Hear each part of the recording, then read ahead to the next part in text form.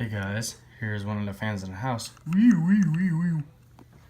Anyways, this is a Hampton based ceiling fan, and I believe I had this kind of chain at one time up here and through this, but then someone ripped it off, so we're gonna use it on this side.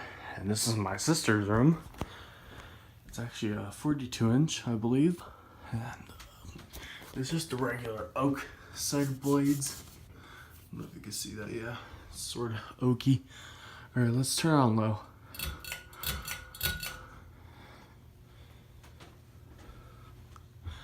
It's a really nice room and a nice fan. I like this. And this is I don't know what kind it is, but I know it's a hugger.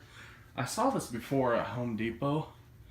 I'm not sure what it is though. It's one of those cheap fans, but they're really, really great in my opinion. Let's turn on medium.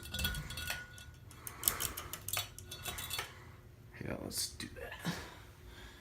I usually was dragging the chain on the brackets. That's why it was draggy. Wow, this blows a decent amount of air too. Alrighty. Turn on high. I never turned this thing on high because it was at low with the remote control all the way at high. Like the chain setting was at low while this was at high. So this is actually really nice. Whoa, this is a nice air mover.